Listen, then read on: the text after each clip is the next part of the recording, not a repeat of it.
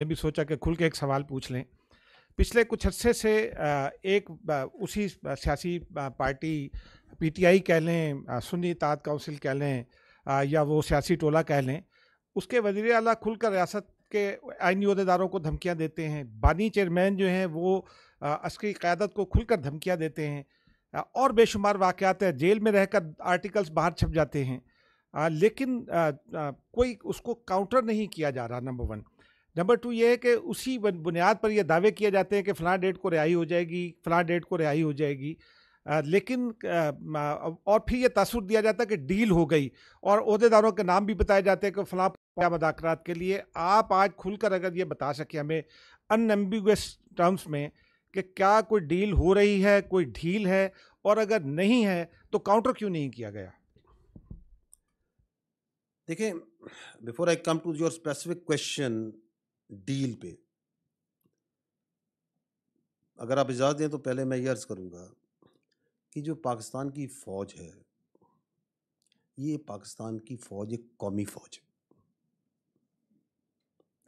इसके अंदर तमाम मकतबा फ़िक्र के लोग होते हैं, इसके अंदर तमाम कौमियत के लोग होते हैं, तमाम नस्ल, रंग और मज़ाहिब के लोग होते हैं।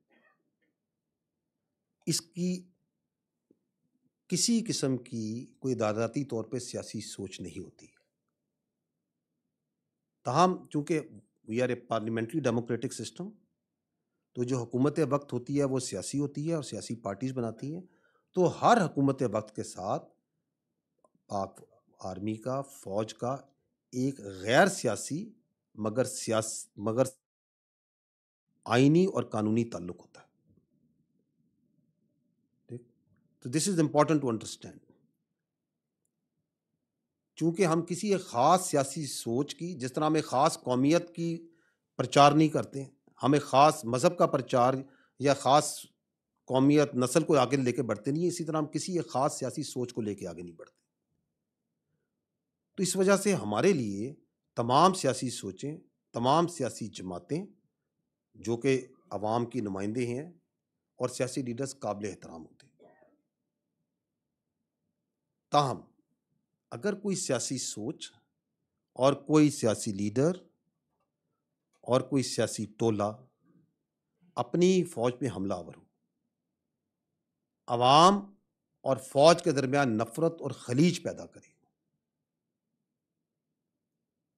इसी फ़ौज के, जो कौम की फ़ौज है, इसी कौम के शहीदों की तज़हीक करे, और जैसे आपने कहा, इसी कौम की फ़ौज के बारे में धमकियां दे, प्रोपेगेंडा करे, तो उससे कोई बातचीत नहीं करेगा। ऐसे सियासी इंतशारी टोले के लिए सिर्फ एक ही रास्ता है कि वो सिद्के दिल से माफ़ी मांगे कौम के सामने, और ये वादा करे कि वो नफ़रत की सियासत को छोड़ के तामीरी सियासत में हिस्सा लेगा। और वैसे भी जो बातचीत है वो सियासी पार्टीज़ को आपस में ज़ेब देती है, इसमें फ़ौज या इदारे बिल्कुल मुनासिब नहीं कि बातचीत में। मैं आई थिंक बड़ा वाज़ेह तौर पे मैंने बताया है, आई थिंक बड़ी क्लियरली मैंने बताया है कि ऐसी सियासी इंतशारी टोला जो आपके सामने जो कुछ कर रहा है और करवाता आ रहा है, उसके साथ कोई बातचीत नहीं हो सकती, हम नहीं कर सकते। उनके लिए एक ही रास्ता है, मैं अगर आप दोबारा कहें रिपीट करूंगा, कि वो सिद्के दिल से माफ़ी मांगे इस इंतशार और नफ़रत की सियासत से, और पाकिस्तान की तामीरी सियासत में हिस्सा लें, पाकिस्तान को आगे बढ़ने में हिस्सा लें। जनरल साहब, मुमताज़ भट्टी, मैं दिन को रिप्रेजेंट करता हूँ। आपने कहा ये डिफेंस और सिक्योरिटी के ऊपर प्रेस कॉन्फ्रेंस थी, लेकिन एक सिक्योरिटी से जुड़ा